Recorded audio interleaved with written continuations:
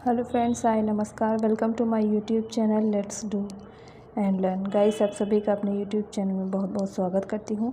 आज मैं बात करने वाली हूँ सीटेट के एग्ज़ाम के कुछ ऐसे महत्वपूर्ण वर्ड हैं जिनके थ्रू आप क्या कर सकते हैं, सीटेट में बहुत सारे क्वेश्चंस को आप सॉल्व कर सकते हैं। आइए चलते हैं कुछ नेगेटिव वर्डों की तरफ जो कि बताते हैं कि इसमें क्या चीज़ नेगेटिव है जो कि हमें हेल्प करता है। तो आइए सबसे पहले बात करते हैं नेगेटिव वर्ड की। तो फर्स्ट यहाँ पर जो वर्ड है वो क्या कहता है कि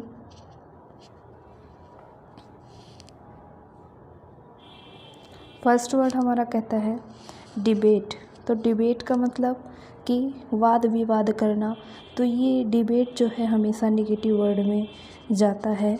और कभी कभी जब गिव डिबेट यानी कि अगर हम बच्चों को वाद विवाद के लिए अवसर देते हैं तो ये पॉजिटिव वर्ड में भी कंसीडर किया जाता है। लेकिन अगर खाली डिबेट ओनली डिबेट के बारे में बात किया जाता है तो यहाँ पर ये नेगेटिव वर्ड में आएगा। डिक्टेशन बोलना, ये भी हमारा डिक्टेट करते हैं बच्चों को, ये भी हमारा क्या है, नेगेटिव वर्ड है। मेमोराइज़ करना यानी कि याद करना, तो ये भी हमारा नेगेटिव वर्ड है। डिस्करेज यानी कि बच्चों को आप डिस्करेज करेंगे तो ये भी हमारा नेगेटिव वर्ड है। तो ये आंसर कभी भी राइट आंसर नहीं होगा ऐसे वर्डों के साथ। आइए चलते हैं आगे।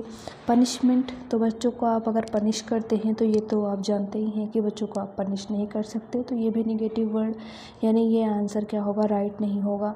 बच्चों को आप होमवर्क देंगे तो आप जानते हैं कि गृह कार्य देना यहाँ पर एनसीएफ के अकॉर्डिंग नहीं सही है, यानी कि आप बच्चों को होमवर्क नहीं दे सकते, ये ऑप्शन गलत होगा। मेज़रमेंट की बात करें कि तो बच्चों का हम मेज़रमेंट नहीं करेंगे, उनके जो सीखे हुए चीज़ें हैं उनका हम मेज़रमेंट नहीं कर सकते। और अगर रिलैक्स की बात करें तो यहाँ पर रिलैक्स भी हमेशा नेगेटिव वर्ड के अंदर ही आएगा। अगर मेज़रमेंट की बात करें तो मेज़रमेंट के अंदर क्या क्या चीज़ें आती हैं, जैसे नंबर, रैंक, ग्रेड, पास या फेल, ये सारी चीज़ें हम इनमें नहीं डिफ़ाइन करते हैं। रूल या फार्मूला अगर अप्लाई कर रहे हैं तो ये भी यहाँ पर नेगेटिव वर्ड है। फार्मूला या रूल आप नहीं यहाँ पर याद करवाएंगे बच्चों को। लेक्चर मेथड के थ्रू आप बच्चों को नहीं पढ़ाएंगे क्योंकि बच्चे बहुत छोटे हैं, लेक्चर मेथड से वो समझ नहीं पाएंगे। इसके अलावा बच्चों को लेक्चर देना, तो ये भी हमारा नेगेटिव वर्ड में ही आएगा। ग्रेडिंग, अभी आपने देखा ग्रेडिंग, जजिंग यानी कि आप जज करें बच्चे को उसकी क्षमता के अनुसार, तो ये भी यहाँ पर नहीं होगा। उसको ग्रेड दें तो ये भी नहीं होगा। रोट लर्निंग मतलब यहाँ पर होता है कि बच्चे को दिया गया कार्य रटवाया जाए, यानी कि रोट लर्निंग कराया जाए, तो ये रटना जो है ये भी यहाँ पर नहीं है। इसके अलावा क्रैमिंग करना, लर्न करना यानी रटना, तो ये सारे वर्ड जो है हमें सर नेगेटिव वर्ड में ही आएंगे। आप जानते हैं ट्यूशन एक ऐसा वर्ड है, ये भी हमारा नेगेटिव वर्डों में ही आता है। नोट टेकिंग, बच्चों को क्या करें, नोट्स के थ्रू लिखवा दें और बच्चों का उसमें कोई इन्वॉल्वमेंट ना हो, तो ये भी हमेशा नेगेटिव वर्ड में आएगा। बच्चों के ऊपर हम बर्डन देंगे तो ये भी हमारा नेगेटिव वर्ड में आएगा। बच्चों का टेस्टिंग करेंगे तो ये भी नेगेटिव वर्ड आएगा। बच्चों के माता पिता से कंप्लेन करेंगे या बच्चों से कंप्लेन करेंगे या बच्चों की कंप्लेन करेंगे तो ये भी हमारा नेगेटिव वर्ड में आएगा।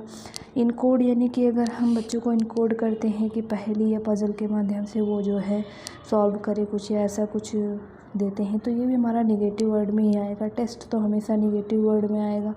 सेट ऑफ फिक्स मतलब कि सीमा में बांध देना, कि उनको बच्चों को इसी सीमा में बंधकर जवाब देना होगा, तो ये भी हमारा नेगेटिव वर्ड आएगा। लैक, कमी, तो ये भी हमारा बच्चों की कमी आप नहीं बताएंगे।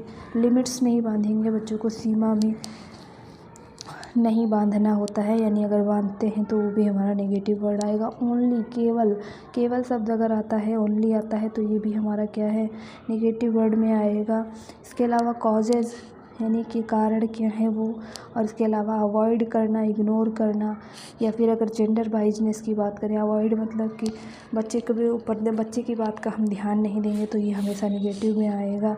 इग्नोर करना, बच्चे की थॉट्स को इग्नोर करना, या फिर जेंडर बाइजनेस, लड़का लड़की के बारे में बात करके कि लड़के ज़्यादा अच्छे मतलब मैथ में पढ़ने में ज़्यादा अच्छे हैं या ऐसा कुछ करके, तो ये सारी चीज़ें यहाँ पर नेगेटिव चीज़ों में आएंगी। एरर बताना, बच्चे की आप गलतियों को बताएंगे तो ये भी हमारा नेगेटिव वर्ड में आएगा।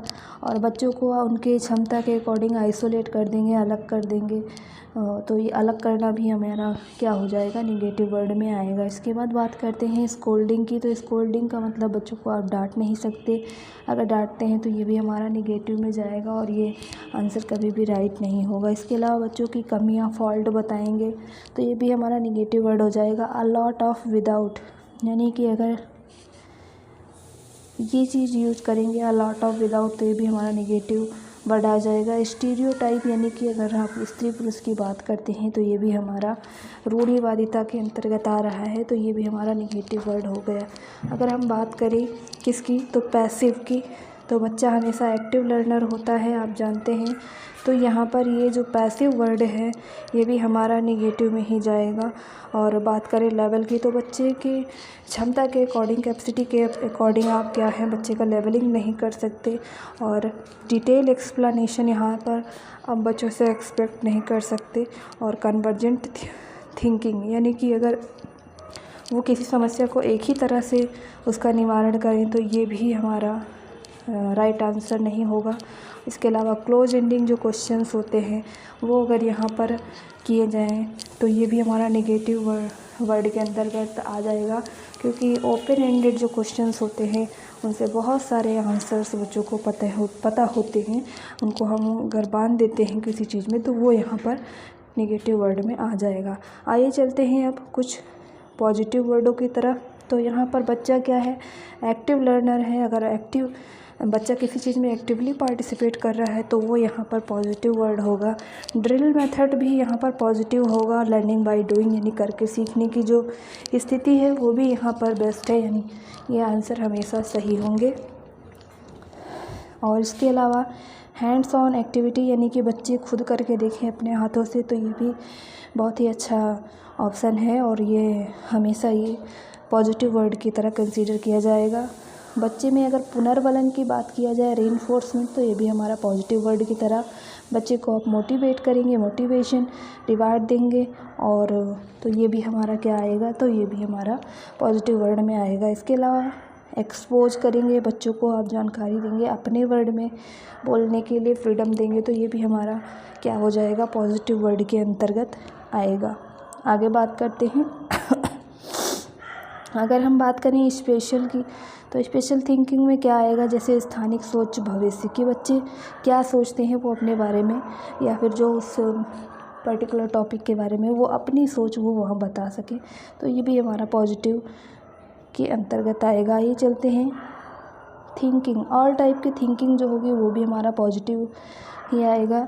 रिफ्लेक्टिंग हो गया, गैदरिंग हो गया, नर्चर हो गया, ये सारा हमारा जो है पॉजिटिव वर्ड के अंतर्गत आएगा। अगर हम बात करें हेल्दी एनवायरनमेंट की, तो ये भी हमारा क्या है, बच्चे के लिए अगर आप हेल्दी एनवायरनमेंट देते हैं बच्चों को पढ़ने के लिए तो बच्चे जल्दी सीखते हैं, ये भी हमारा पॉजिटिव हो जाएगा। बच्चे अगर टीम वर्क में करते हैं काम, तो ये भी हमारा क्या है, सहयोगिता की भावना, यानी सहयोग की भावना उनके अंदर डेवलप हो रही है। पीयर लर्निंग, यानी साथ साथ पढ़ते हैं बच्चे, साथ साथ सहपाठी की तरह सीखते हैं, एक दूसरे की हेल्प करना यहाँ पर सीखते हैं, तो ये भी हमेशा पॉजिटिव वर्ड की तरह आएगा।